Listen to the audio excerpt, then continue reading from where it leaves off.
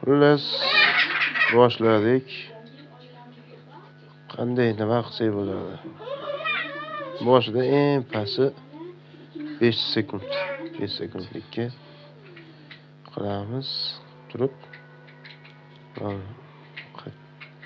Qatdan tushyapti-yu, tevadan pastga tushyapti. Aytdan nima qilib tushuntiraylik-da.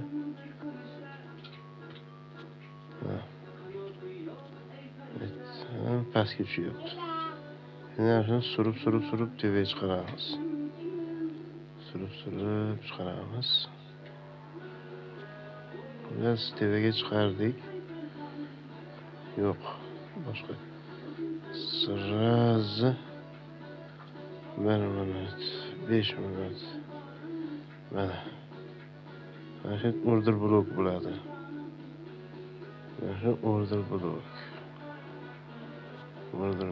Order blokdan pastga trend liniyani chizamiz. Trend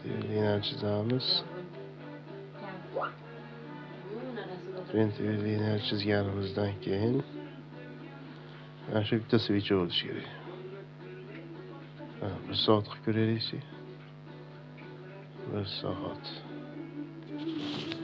1 soat bo'lsa bitta.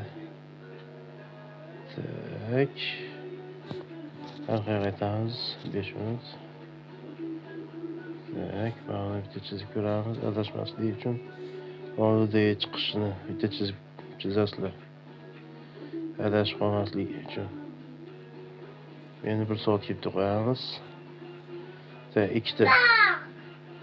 ikkita bo'lgan hisobiga bizda 2 soatlik yo'q. Yana bitta trend liniyasini olamiz. Tak.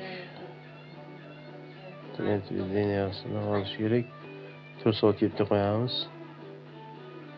Trend liniyani bunga olamiz. 4 soat bunga olamiz. Mana. Buni olib turib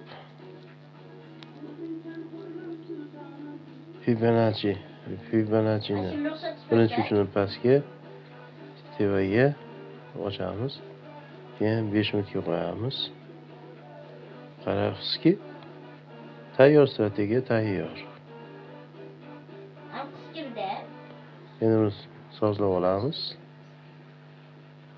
Mana sozlab oldik. Mana kelib urdi. Zonalar ham tayyor, chizildi. Order blok tevada. Kelib uradigan joy hamma yo'l bir-biriga joylandi.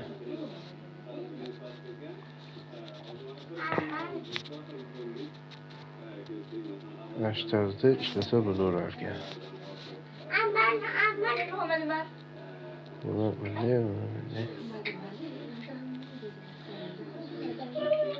Mana ham aytdan tep uribdi.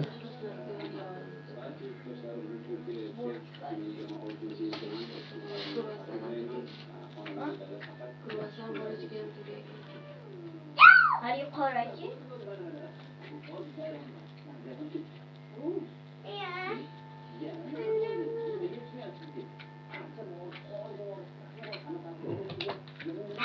Tabii urganimiz chiqdi. Mana. Oddiy strategiya chizib shu zonalar bo'yicha urilib keldi. Shu tarzda ishlanadi. Hammaga